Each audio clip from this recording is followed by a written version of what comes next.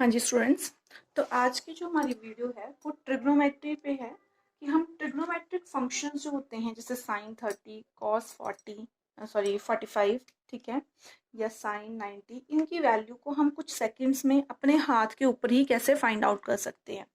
हम अपना left hand लेंगे, ठीक है। लेफ्ट हैंड में हमने इमेजिन कर लेना है कि इस साइड से हमने जब काउंट करना है, इस तरफ को जब जाना है तो साइन, ठीक है, और इस तरफ को जब आएंगे, ठीक है, तो हमारा कॉस लेंगे हम। क्लियर।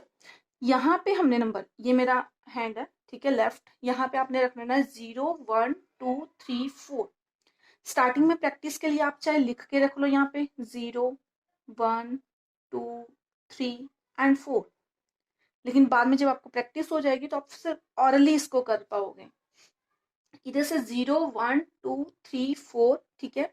हमारा ये वाली जो ब्लैक से जो लिखी हुई है ये कॉस के लिए वैल्यूज हैं, और रेड से जो लिखी हुई है ये साइन के लिए वैल्यूज हैं। क्लियर। अब यहां से ही हमने देखना है ये 0 डिग्री, 30, 45, 60 एंड 90 डिग्री। अब फॉर्मूला क्या अप्लाई करना है, अपने सिंपल सा एक फॉर्मूला याद रखना है। जो ये नंबर्स होंगे ना, ठीक है, इन नंबर्स का अनरूट करके डिवाइड कर देना है 2 से, तो हमारा साइन थीटा की वैल्यू फाइंड आउट हो जाएगी। अब किस तरह से, ये एक मिनट ध्यान से सुनो। मान लेते हैं हमें साइन 45 की वैल्यू फाइंड आउट करनी है। क्या फाइंड आउट करनी है? साइन 45 की वैल्यू। देन साइन 45 की वैल्यू क्या आएगी? 45 डिग्री की देखते हैं फिंगर कौन सी है। ये है 0 1 और 45 यहाँ पे आएगा, मतलब 0 30 और 45। तो ये कौन सी नंबर फिंगर है आपकी? 3 नंबर फिंगर है। नंबर 3 फिंगर है, लेकिन हमने 0 से काउंट किया 0 1 2। 0 को नहीं छोड़ना आपने, इसको 3 नंबर फिंगर नहीं ले लेना है, इसको हमने 2 नंबर फिंगर लेना है। 2 नंबर फिंगर जो है वो लेनी है हमने, ठीक है।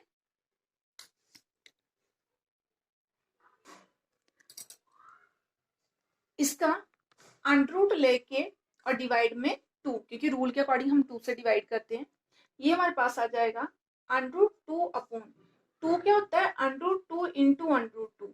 इसको दोनों को कैंसिल कर दो तो आंसर क्या आएगा? 1 अपॉन अंडरूट 2। और यही आंसर होता है ना इसका। साइन 45 की वैल्यू यही होती है, ठीक है। एक और नंबर लेते हैं, साइन के ही लिए चेक करते हैं एक और वैल्यू लेके। साइन मान लो हमें 90 की वैल्यू फाइंड आउट करनी है, तो हमें इतना तो पता है कि साइन बिल्कुल एंड में यहाँ पे आके आएगा, और ये आएगा 4 नंबर। तो हम क्या लिखेंगे?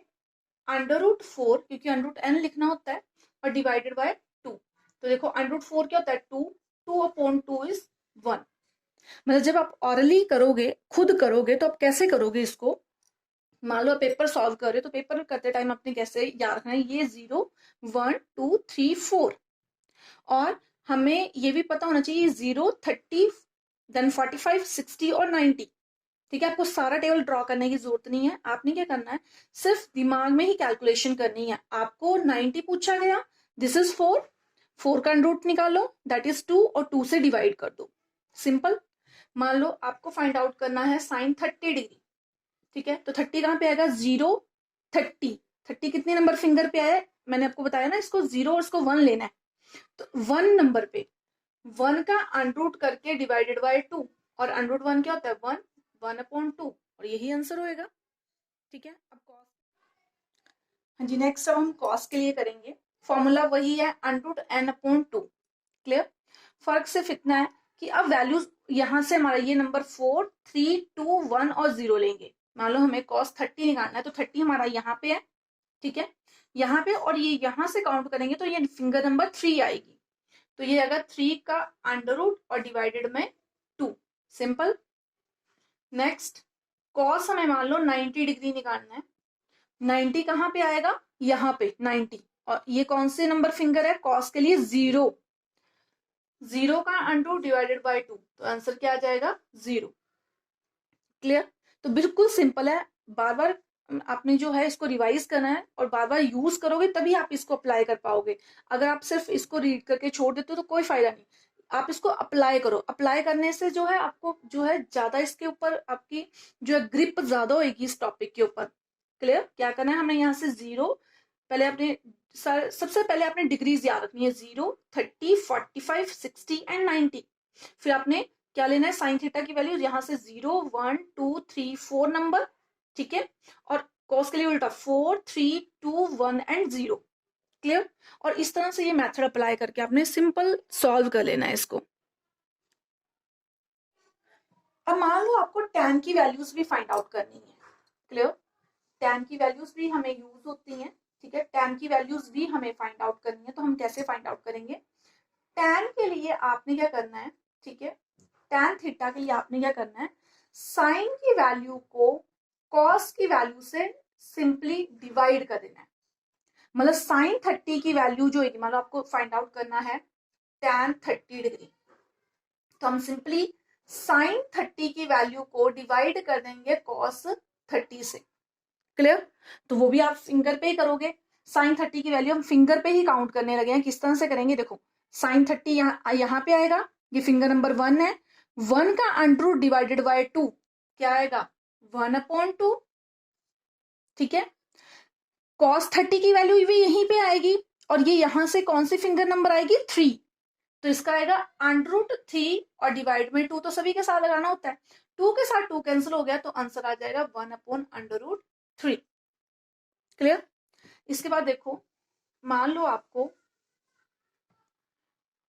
tan 45 की वैल्यू फाइंड आउट करनी है, तो ये आएगी साइन 45 अपॉन कॉस 45। इसके बाद मैं एक और ट्रिक आपको इसके ऊपर करवाऊंगी tan के ऊपर, उसके बाद तो बहुत ही सिंपल, आप याद ही कर पाओगे कि वैल्यूज कैसे फाइंड आउट करनी है, ठीक है। tan की चारों वैल्यूज बहुत इजिली पांचों वैल्यूज फाइंड आउट हो जाती हैं। बाद में बताती हूँ, पहले tan के लिए देखो, tan के लिए आएगा साइन 45 अपॉन कॉस 45। देखो 45 आता है यहाँ पे, अब ये मिड फिंगर है, ठीक है, मिड फिंगर है, जितनी फिंगर्स हमारी इस साइड है उतनी ही फिंगर्स इस साइड है, तो आप तो इसको बिना कैलकुलेट किए ही 1 लिख दो ना। आपने ये बात याद रखनी है कि tan 45 सिर्फ tan के लिए, साइन और कॉस के लिए नहीं, tan के लिए ये वैल्यू हमारी मिड फिंगर है, तो आपने इसको सिंपली 1 लिख देना है बिना सोचे। और अगर मेरे को वैसे फाइंड आउट करनी है, तो साइन 45 की वैल्यू ध्यान से देखो, ये फिंगर नंबर कौन सी है हमारी, ये वाली फिंगर नंबर कौन सी है हमारी, देखो ये हमारी है फिंगर नंबर 2। क्लियर। यहां से भी 2 और यहां से भी 2, तो 2 का क्या आता है बताया, √2 डिवाइडेड बाय 2। इसका भी आएगा √2 डिवाइडेड बाय 2, जिसको आप बाद में सॉल्व करके लिखते हो 1/√2, लेकिन हमें इतनी जरूरत नहीं है, ये सारा का सारा कैंसिल होकर आंसर 1 आ जाएगा। क्लियर। अच्छा, मैं आपको tan के लिए ट्रिक बताने लगी थी कि tan के लिए क्या ट्रिक है कि आप याद इजिली, मतलब बिना कैलकुलेशन के, बिना सोचे ही आप लिख पाओ। क्लियर। आपने याद रखना है कि जो tan की वैल्यूज होती हैं, ठीक है, आपको इतना तो पता है, 0 डिग्री होता है, 30 डिग्री होता है, 45 होता है, 60 होता है और 90 डिग्री होता है, ठीक है। tan के लिए ये तो वैल्यू इनडेफिनेट है, मतलब इसकी कोई वैल्यू नहीं है, और इसकी जो वैल्यू है वो है 0, ठीक है। ये दोनों तो आप ऐसे ही याद कर दो, ये तो कट ही हो गए हमारे इससे। क्लियर। कि tan के लिए 0 होता है, 90 जो होता है वो इनफाइनाइट, मतलब इसकी कोई वैल्यू नहीं होती, और बीच में सेंटर में जो ये 45 है उसकी वैल्यू क्या होती है, 1। ये आपको मैंने अभी बता दिया, और ये याद रखना कि tan 45 की वैल्यू 1 होती है। अब बचा हमारा 30 और 60, तो इसकी वैल्यू होती है 1/√3 और इसकी वैल्यू होती है √3, ठीक है। आपने कैसे याद रखना है कि ये नंबर छोटा है, तो इसलिए 1 को नंबर अंडर से डिवाइड कर दिया है छोटा बनाने के लिए, और इसमें सिंपली √3 लिख दिया है। तो इसको बिना कैलकुलेट किए ही आप बड़े आसानी से tan की वैल्यूज को फाइंड आउट कर सकते हो। क्लियर। उसके बाद मान लो आपको फाइंड आउट करनी है हमारी जो वैल्यूज हैं कोसिकेंड की, ठीक है, कोसिकेंड थीटा की वैल्यू फाइंड आउट करनी है, तो आपने क्या करना है, इसको 2/√n कर देना है। फॉर्मूला जो साइन वाला था उसको उल्टा कर देना है, मतलब ये जो साइन है ये 1/कोसिकेंड होता है ना हमारा, और कॉस जो होता है वो 1/sin थीटा होता है ना, ठीक है। तो ये भी आप माइंड पे ही कैलकुलेट कर सकते हो। माइंड में ही कैलकुलेशन कैसे करेंगे, मान लो आपको निकालना है कोसिकेंड 60 डिग्री, ठीक है। 60 हमारा कहां पे आता है, यहां पे, ये नंबर कौन सा है, नंबर 3, नंबर 3 है ये वाला, ध्यान से देखो, this is a finger number 3, ठीक है। तो हम क्या करेंगे, 3 नंबर को करेंगे अंडर रूट, मतलब √3 और ऊपर लिख देंगे 2। प्रोसेस जो है इनवर्स में हो जाती है ना। क्लियर। तो इसी तरह से हम बहुत इजी, और भी बहुत सारे एग्जांपल आप लेके खुद सॉल्व कर सकते हो।